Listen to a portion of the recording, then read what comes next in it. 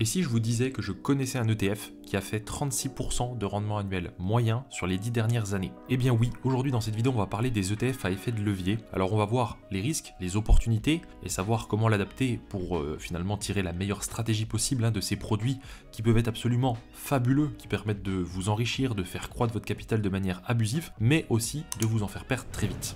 Alors les ETF à effet de levier, c'est très simple. Je pense que si vous regardez la vidéo, vous connaissez les ETF. Au cas où les ETF ce sont des fonds indiciels, ça veut dire que ça va répliquer un indice. Je cite deux qui sont connus, d'ailleurs on a fait deux vidéos là-dessus, vous pouvez les regarder, ce sera peut-être plus détaillé que cette vidéo-là. Par exemple le S&P 500, donc les 500 plus grandes entreprises américaines, qui sont réunies en un fonds, et par exemple le Nasdaq 100, donc c'est les 100 plus grandes entreprises des nouvelles technologies et de la tech en général, qui sont réunies dans un fonds. Donc au lieu d'aller chercher vous-même les 100 plus grandes entreprises de la tech aux US et d'acheter 100 actions et de faire 100 transactions, vous achetez une action, enfin une part d'un fonds qui s'occupe de mettre à jour quotidiennement les positions, etc. Donc en gros, c'est un moyen hyper simple d'acheter un max d'actions par thématique ou ce genre de choses, puisqu'il y a des ETF d'à peu près tout. Sur cette chaîne d'ailleurs, on parle beaucoup d'ETF, mais c'est normal parce qu'en fait, c'est ce qui permet de gagner en bourse, tout simplement parce qu'on joue avec les statistiques sur le grand nombre, en investissant non pas ces fonds dans une, deux ou trois entreprises, mais des centaines voire des milliers d'un coup, ce qui vous permet d'être gagnant statistiquement sur le long terme, ce qui est du coup absolument fabuleux puisque ça permet de contrer les marchés et ça permet surtout à monsieur et madame tout le monde d'investir sans aucune connaissance ou en tout cas avec très peu de connaissances. Sauf qu'aujourd'hui on va parler des ETF à effet de levier. Donc l'idée de l'effet de levier c'est relativement simple, c'est qu'il va amplifier les variations journalières de cet indice. Alors il existe des ETF qui sont en x2, qui sont en x3, voire même jusqu'à x5 et je ne sais pas s'il existe dans les portefeuilles classiques du x10. Ça doit exister mais en tout cas c'est très peu répandu.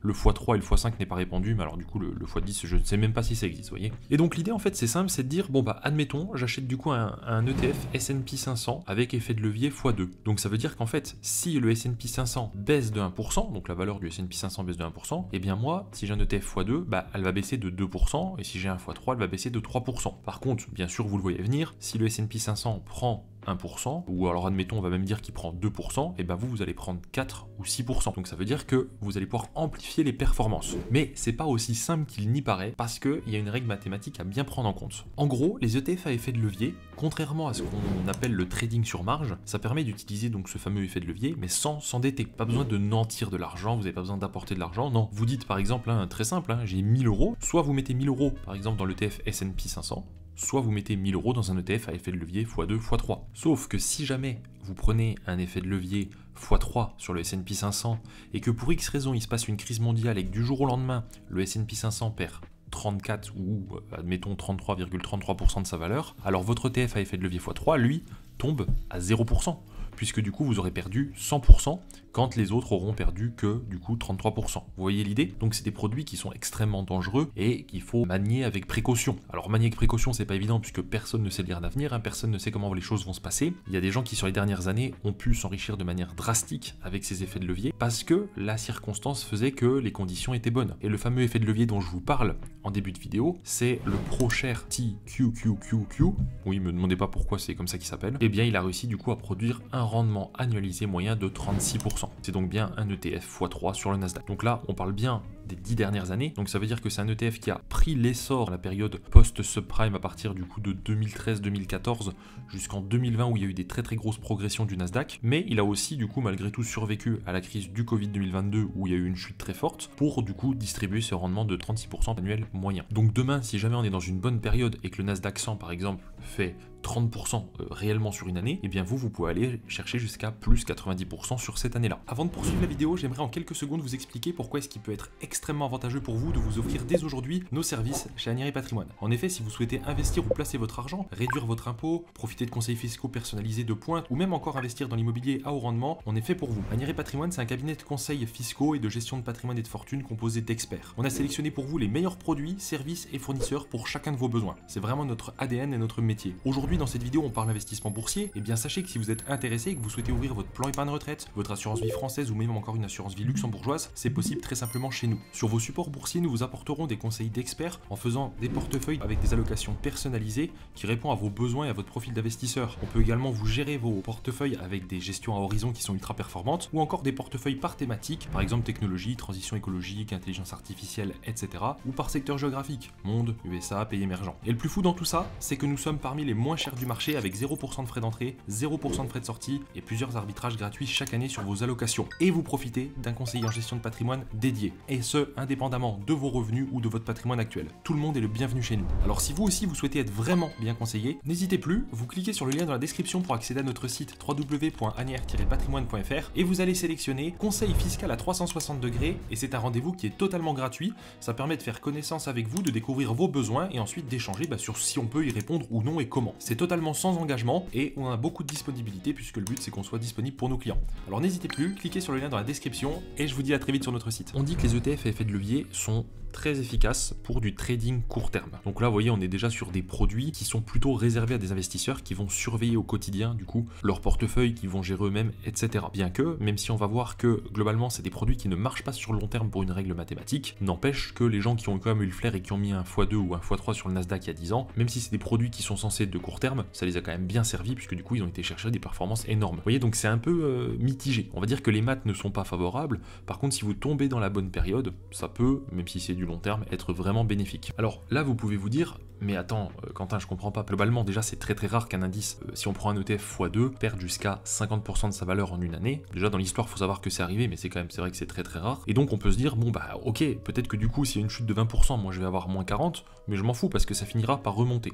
Alors oui, c'est vrai, mais il faut juste vraiment espérer qu'il n'y ait pas les moins 50 qui soient dépassés pour pas que vous soyez liquidé, hein, c'est quand même la première chose à savoir. Et ensuite, il y a une règle mathématique que j'ai mis un petit peu de temps en fait à comprendre au début quand j'ai découvert ces produits, c'est que je me disais, je comprends pas, si c'est x2, ça veut dire que l'ETF fait 20%, moi je vais faire 40, et puis s'il perd 20, je perds 40. C'est pas tout à fait ça sur le long terme, et c'est pour ça qu'on dit que c'est des produits qui sont pas adaptés à du long terme, parce que l'ETF est calculé au jour le jour. Je vous donne un exemple très simple. Admettons que là, vous investissez là aujourd'hui le 20 février 2025 sur un ETF x2. L'indice de base, admettons, fait plus 2% sur la journée. Donc vous allez faire plus 4. D'accord ? Par contre, le soir, en fait, c'est remis à zéro et on repart sur la base comme si vous étiez nouveau le lendemain.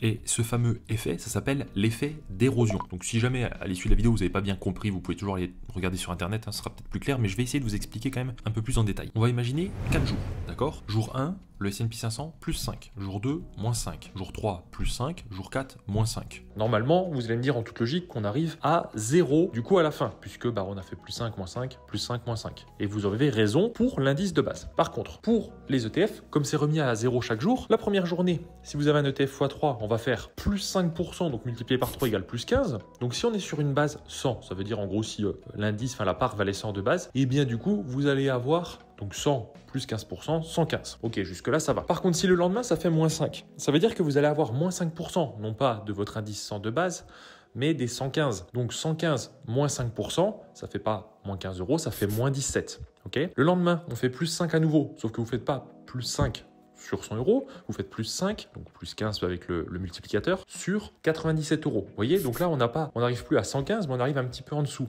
Et ensuite, si on refait moins 5, eh bien, on arrive à nouveau en dessous, puisqu'on a reperdu 15% sur une base qui était déjà inférieure. Et en fait, si on continue comme ça, de manière infinie, on va finir par arriver à perdre tout son argent, même si ça peut prendre des dizaines, voire des centaines d'années. Quoi qu'il en soit, ce que je voulais vous montrer au travers de cet exemple, c'est que l'effet d'érosion, c'est bien un phénomène mathématique du coup réel, et c'est ça qui peut être très perturbant et qui peut vous faire perdre sur le long terme. C'est-à-dire que si vous achetiez même un ETF qui marche très bien, mais où il y a des variations, sur 100 ans, vous pouvez très bien vous retrouver à avoir perdu tout votre argent à cause de ce fameux effet. Donc, il est vrai que ce sont des produits qui sont utilisés pour le court terme, et par exemple, l'idée d'un investisseur, c'est de se dire, ok, j'ai vu que là, il y avait le Nasdaq qui avait chuté par exemple pendant un an, quand on était pendant le Covid. Si vous n'étiez pas investi sur le marché du Nasdaq, vous voyez la chute, vous la voyez, elle continue, elle continue, elle continue. Il arrive un moment où il faut se dire, je rentre sur le marché, je sais que ça va réexploser en sortie de Covid.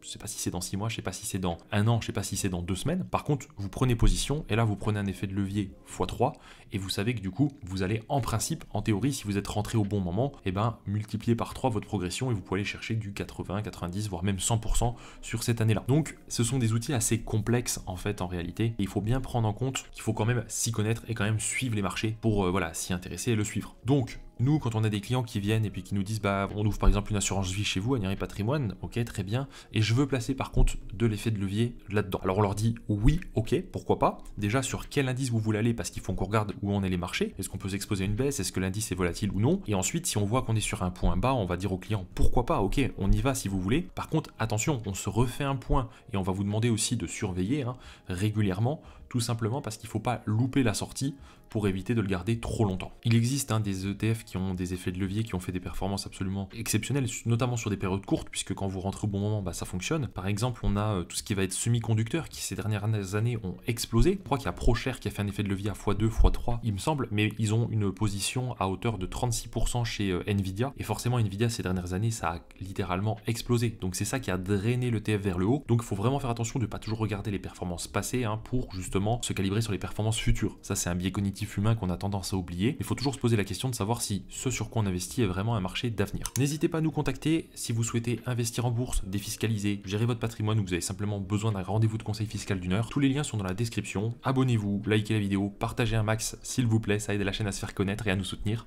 Et je vous dis à très vite pour de prochains contenus.